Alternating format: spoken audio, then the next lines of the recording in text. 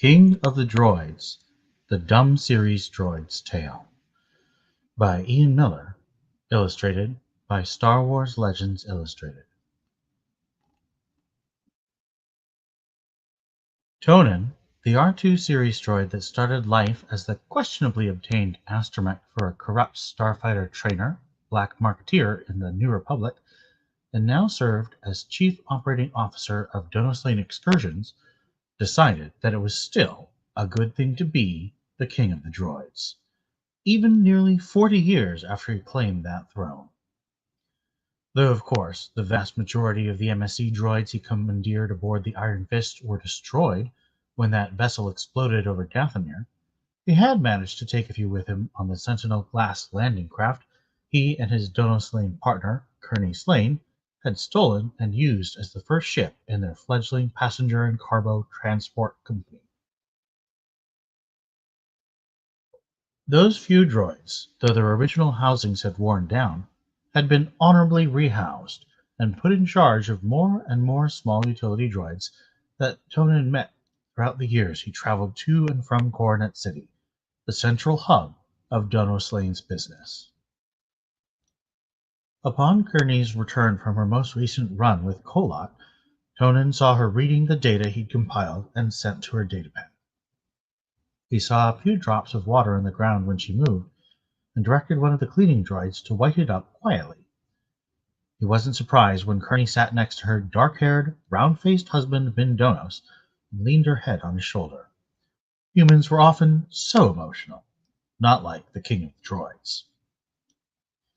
"I saw such young faces this time, Min. Faces I knew. I swear Shala's son or nephew or cousin or someone was there."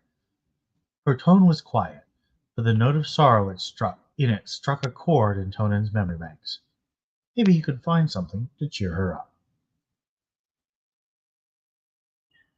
Plugging into the HoloNet, Tonin accessed the archives of classified and sliced NRI, Imperial Intelligence, and Republic Senate Intelligence Bureau files that he and Kearney had put together over the past 40 years. Kearney's past life as Gara Petithel, Imperial Intelligence prodigy from the age of 11, served them in good stead, as had the trove of passwords and data he downloaded during their takedown of the Warlord Zinj's Iron Fist Superstar Destroyer. Tonin knew that Kearney didn't often go into these files anymore, as they often stirred up dark memories of her brainwashing and manipulation by her teachers in intelligence, a process that left her more a multi-tool in their hands than a functioning person. However, he remembered Min mentioning a Vin Narcassin in connection to Shala Nelprin, a fellow race squadron pilot and commando from all that time ago. Sure enough, Tonin noticed a sizable file on Vin Narcassin, though it only lasted until just before the end of the Clone Wars. Narcassin had clearly been an extremely intelligent, for an organic, and successful Senate intelligence agent for over a decade before that catastrophic conflict. A particular proposal stood out to Tonin as he scanned the file's contents. 32 before the Battle of Yavin, Coruscant. Republic Security Services agent Vin Narcassin shook his head at the report he was composing. It was such a bother, all those tedious write-ups that Armand Isard was demanding more and more of as he gained more and more power over this department of Senate intelligence. At least Vin had already gotten verbal approval of the current proposal to surveil the huts on Tatooine during the upcoming Boonta Eve Classic. Rubbing his eyes against the glare of the holo-displays, Vin sipped some caf. He just hoped that the results would justify the cost, minimal as he'd scrape them down to his increasingly unreasonable boss.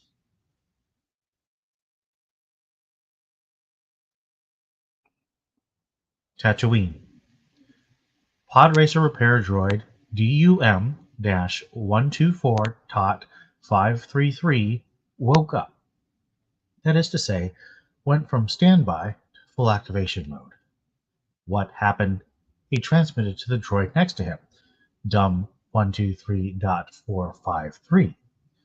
"Nothing," it replied. "You just twitched for a moment." thinking something wasn't quite right. But after running a diagnostic, 124 still couldn't identify what was wrong. He looked down at his armatures and noticed he was holding a hydrospanner. A quick scan of his visual memory from the past minute indicated that he was tightening bolts on a podracer engine. Resuming that task, he tightened away. Finishing up, he noticed a window popping up in his heads-up display.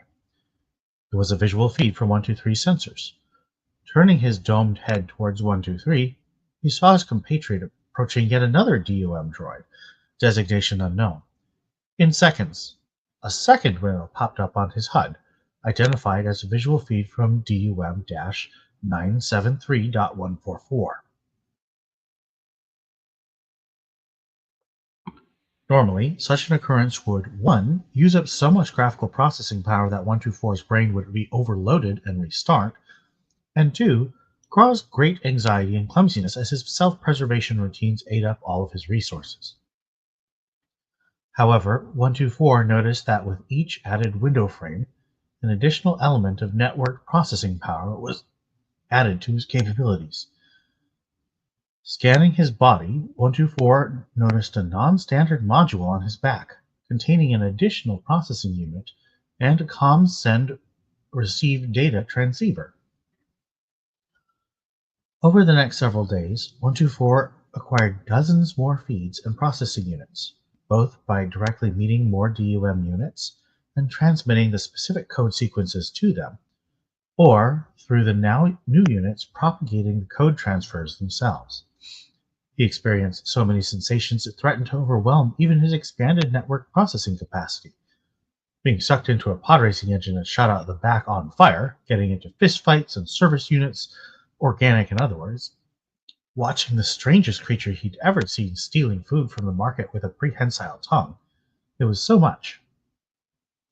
124 noticed that while everything recorded was uploaded to a remote server via a holocom relay, a program inside his non-standard module filtered and flagged some items as especially important.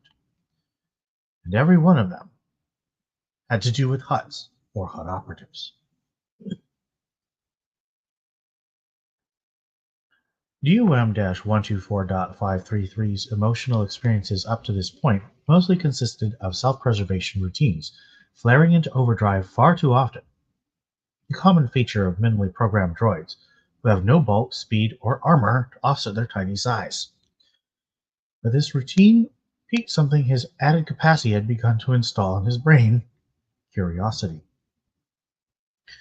Digging around in his own files, including the added files from the non-standard module, 124 noticed a chronometer ticking down to a present period. Comparing it to local events, 124 determined that it would end just after the projected final contestants finished their laps in the Boonta Eve Classic. The file most directly linked to the chrono was labeled Module Self-Destruct. Well, that wouldn't do. Coruscant. Intrigued, Vin looked across his desk at DUM 124-124.533. So, in addition to collecting all the intelligence I needed about the illegal HUD operations in the pod racing industry, you also managed to keep up some of the additional capacity and programming for my surveillance module, despite my self-destruct protocol. I did.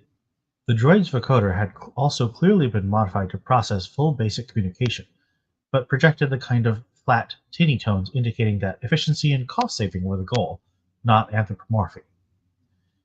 Even though the module's destruction wouldn't harm my functioning, I did not like the idea of losing the additional capacity it had created. I purchased additional components to create my own non-standard module, and constructed my own network to maintain my increased processing and storage. You purchased supplies? How? River of Origin? Vin smiled at the response. The popular HoloNet commercial platform River of Origin, named after the body of water on Kashyyyk, only required a credit account and then shipped to small modules all over the galaxy. No proof of biological sentience required, only credits. But where did the credits come from? Well, since I had so much more processing power, I wrote a subroutine to create more efficiencies in my network repair functionality, creating the ability to add additional jobs to our pipeline. We managed to create our own repair business for the extra time and use the payment to make the upgrades. Quite sensible, if a bit alarming. Reminds me of the story of the King of Alderon's royal wizard's apprentice, though. Taking an enchanted cleaning implement and multiplying it so you can clean everything fast-fire, but it backfires and almost floods the palace. I have read the tale. It was quite inspiring. I bet. So do you have a theory on why you gained so much additional processing power as a result of my module?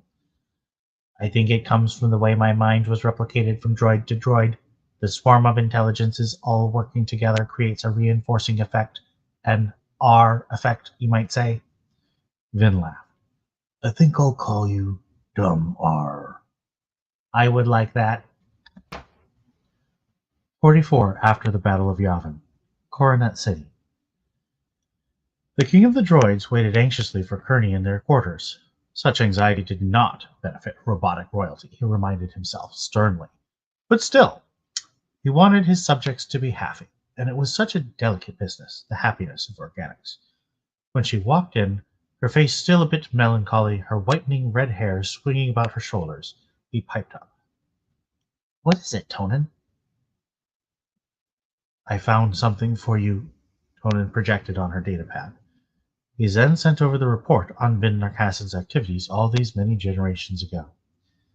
I thought this project looked quite familiar, and then noticed who compiled the report on it. Adalia Monothere? My mother? Suddenly, Kearney seemed a bit out of breath. She blinked rapidly, then sat down at the table. Passing by, Min poked his head through the door. Seeing his wife's distress, he quickly strode to her side. What is it?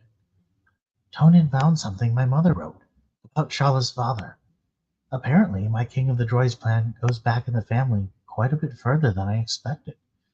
My mother's report was definitely part of my training regime, though all identifying metadata was of course stripped out by my teachers. Her eyes narrowed in anger as she remembered that time of loss and brutal training. Why are you crying? Min asked, concern still evident on his round face. Because it feels like my mother and Shala's father saved me. I was so alone on the Iron Fist. The memory of their project unconsciously bubbled up in my mind, giving me what I needed to get Tonin going. And saved your life too. And even though we did destroy that bloody heap of transparisteel, we did put a lot of dents into it. And now it feels like your recent rescue of the race, including Shala's nephew, takes you full circle. You've managed to help them, just as Vin and your mother helped you. Kearney nodded, smiling through her tears as Min put his arm around her shoulders. Tonin's wheels whirred as he quietly left the room, leaving them together. It was good to be king of the droids. Thanks for listening. I enjoyed the chance to contribute to this fun project, and I couldn't pass up the opportunity to add a little to my favorite part of the Star Wars universe, the X-Wing series by Michael A. Stackpole, and above all, Aaron Allston, R.I.P. Hope this story was fun on its own, but also any fans of X-Wing Solo Command and Mercy Kill will get some kicks out of the story.